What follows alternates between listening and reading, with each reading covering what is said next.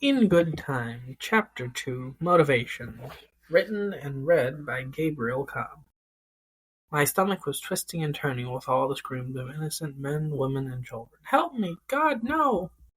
It was all I heard the first day, and it was making me queasy to the point where I couldn't eat or drink anything. Where were the police when you needed them? Also, why was the National Guard coming in to put an end to this insanity? Bang, bang, bang. There was a pounding at my front door. Open up, please! I heard multiple footsteps rushing up to the fourth floor, which I was on, followed by screaming. You did this! It's your fault! You'll burn for this! Promptly followed by a single gunshot, and laughing from strangers and murderers. I just froze as those were my mother's Grace's final words. I just thought of her, who had passed 9 years earlier on the eve of my 18th birthday. And as much as I hated to say it, I'm glad she was dead, as she wasn't strong enough to survive. She was an angry drunk and would always push me to achieve more, even when I didn't want to. The woman outside my door had said those very words my mother said to me on her deathbed when I told her how she had treated me growing up. I took out the sterling silver pocket watch engraved with my grandfather's initials, TBD. Grace had given it to me as one last parting gift, as her mother had done for her on her own deathbed.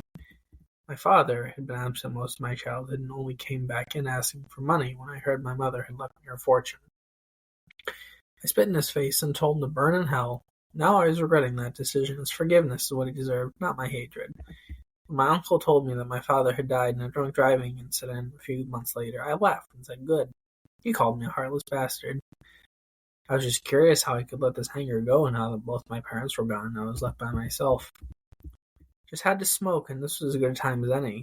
I didn't have to worry about setting off smoke alarms, but I always preferred to smoke outside.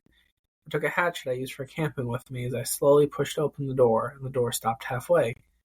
I pushed harder again, and I realized it was the same woman who had been murdered outside my door. I gagged, then threw up a little in my mouth as I pushed the body out of the way. I just looked at her face, which was a mixture of anger and fear.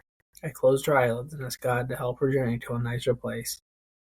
I stepped over her body and opened the door to the stairway. I looked up and down the stairway to make sure I was alone. I was. So I quickly but quietly made my way up to the roof and opened the large metal door. The night was itself peaceful, and the wind was blowing harder than I expected. I looked at the clouds moving in, and they were big, black, and scary looking. I lit up the joints. I wasn't sure if it was the weed or not, but I saw the moon super defined, and I could see individual craters.